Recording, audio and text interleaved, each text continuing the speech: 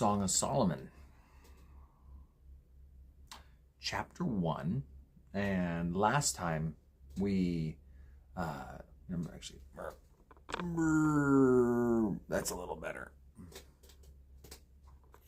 Things get moved, you know? There we go. That's kind of the normal way we look. All right, so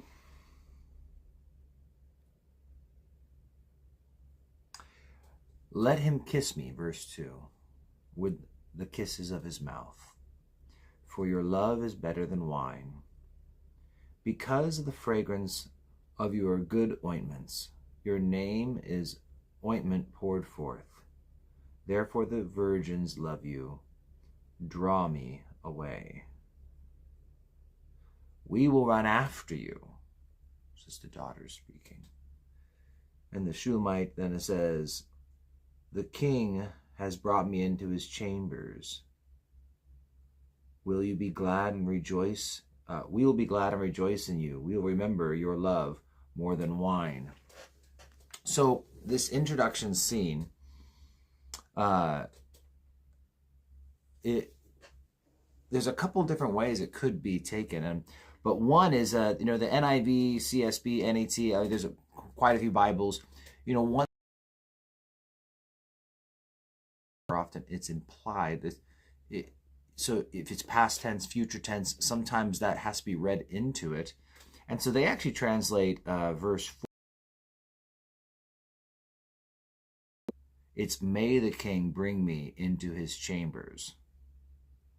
And so there's two ways. Either if this is past tense, brought me into his chambers, perhaps she's daydreaming. She's imagining the upcoming wedding night. So he's brought me into his chambers is her thinking about what's coming.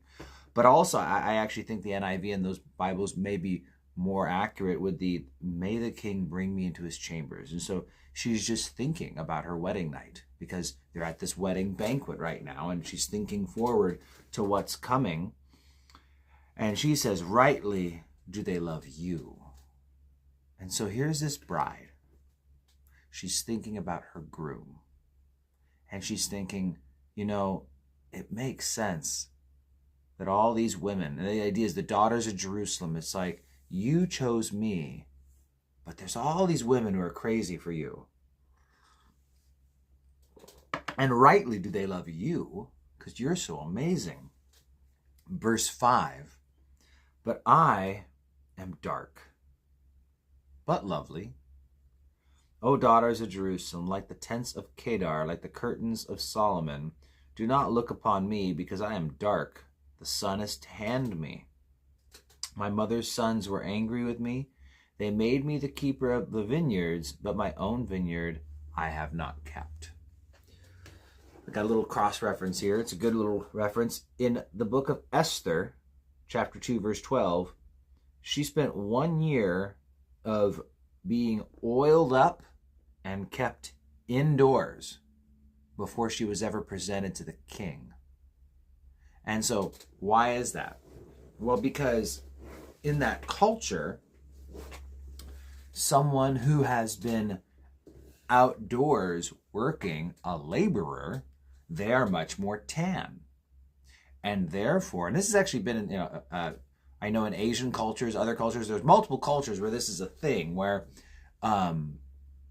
if you're noble or whatnot, you're kept indoors. You don't have to be out in the sun, and therefore you'd be less tan, and that became a desirable trait. But not this girl, not Abishag, if it's her. She was very tan. Why? Well, because her brothers, they made her keep the vineyards. They made her go out and work. And when she says, my own vineyard I have not kept, she's just talking about her own beauty. She's so busy working, she hasn't really been able to tend to her hair and tend to this and tend to that. So she just feels like, rightly do they love you, but me, I'm all tan, my hair's a mess. And so she now looks to her fiance. Tell me, O you whom I love, where do you feed your flock? And where you make it rest at noon? For why should I be as one of the be as one who veils herself by the flock of your companions? And there's a few different interpretations of the veiling there, but the main idea is, it's funny because it's almost like there's a little mystery here. Well, she knows he's a shepherd, and she knows where she's seen him with his flock, but like, where do you keep your flock? Like, we're getting engaged now, and you should let me know, like, where's home base? And so now the beloved replies, if you do not know, O fairest among women, follow in the footsteps of the flock and feed your little goats besides the shepherd's tents. It's almost like he's dodging the question. I have compared you, my love, to my filly among Pharaoh's chariots. Your cheeks are lovely with ornaments, your neck with chains of gold. There we go.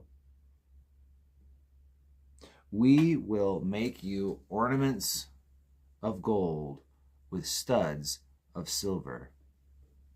Now, it's interesting that, again, it's we in there, but it almost seems like it's still the king talking, but if it's in the plural, that's why they go to the we. Is there a hint of the Trinity in there? But he's just talking about, he dodges the question, just tells her how beautiful she is and how he wants to give her these gifts. And so, let's see here. Verse 12, while the king is at his table, my spikenard sends forth its fragrance. A bundle of myrrh is my beloved to me, that lies at night between my breasts. My beloved is to me a cluster of henna blooms in the vineyards of En-Gedi. And so she just continues to describe this sweet smell. The bundle of myrrh, the idea of it was carrying perfume, and you have to think back then, with a lack of showers and a lack of other things, you wear a necklace with a little bit of perfume on that necklace. And so it's that sweet smell, you don't smell all the other stuff. You got this perfume coming up so that you can smell it. And it's this sweet and pleasant thing. And so that's what she's saying, is that my beloved to me is this sweet and pleasant thing. He brings this aroma that just brings joy. The beloved, behold, you are fair, my love. Behold, you are fair. You have dove's eyes.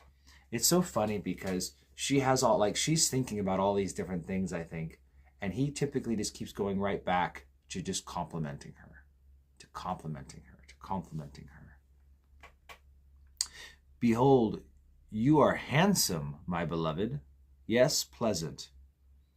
Also our bed is green. The beams of our houses are cedar, and our rafters of fir. Now,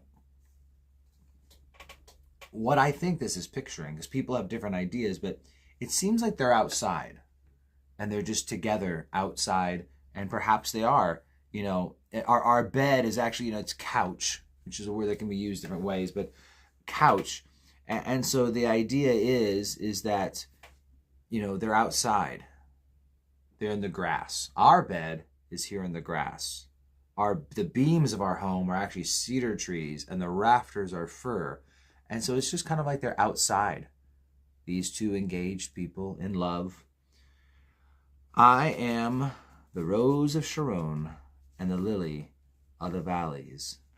And you'll notice right into chapter 2, we're just going to go actually down to verse 7. It says, like a lily among thorns, so is my love among the daughters. You're like a lily among the thorns, babe. She says, like an apple tree among the trees of the woods, so is my beloved among the sons. I sat down in his shade with great delight, and his fruit was sweet to my taste. And so, again, there's lots of trees all over, right? But an apple tree, you have to think, we're used to apples here in the lower valley, but it's just like if you're just amongst the trees in the wilderness and then there's an apple tree with juicy, ripe apples, just how pleasant and distinct. And so both of these are just saying that she's like a lily among thorns, he's like an apple tree among the forest. And so they're just talking about how unique and special they are. He brought me to the banqueting house. His banner over me was love. Sustain me with cakes of raisins, refresh me with apples, for I am lovesick. His left hand is under my head, and his right hand embraces me. I charge you, O daughters of Jerusalem, by the gazelles or by the does of the field, do not stir up nor awaken love until it pleases. And that is the end of scene 1. And so here we have, it's early on, they're the engagement period, right? That they're dating and they're infatuated with each other. There's that hinting we talked about back there in verse 7 of chapter 1, where, where do you keep your flocks? I see you, and I see you amongst all these other shepherds, but I mean, where is your home? And he kind of dodges the question. But there's a romance going on between the two of them, and she doesn't see why she's desirable, and yet he finds her absolutely desirable. Obviously, there's lessons we can learn about romance and love. It's a beautiful chapter from a beautiful book about romantic love. But again, as we continue forward, we'll also see it's about the love of God. And it's his romance of us. Who are we that he would ever love us? Who am I that you are mindful of me, right? But he's just like, no, I see you. I think you are beautiful. You are wonderful. And so here's this romance. And it's actually, and again, there's the desire to keep things pure. And that's that last verse, right? Daughters of Jerusalem, do not stir up nor awaken love until it pleases, i.e.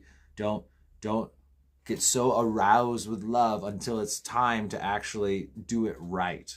And there's a great bit of advice here, where these guys are so passionately in love, and she's recognizing that we need to be careful because we can get too hot and heavy too soon. And so again, there's practical stuff in here, but again, there's this romance beginning to bloom. And then the next chapter is going to be, really the next section will take us from verse 8, I think just down to the end of the chapter. I'll have to go look at, in scene 2. So verses 8 to 17 tomorrow will be scene 2, and then scene 3 will actually be verses 1 to 5 of chapter 3. So here we go. All right. God bless you guys. I'll see you tomorrow morning, and we'll continue this fun book.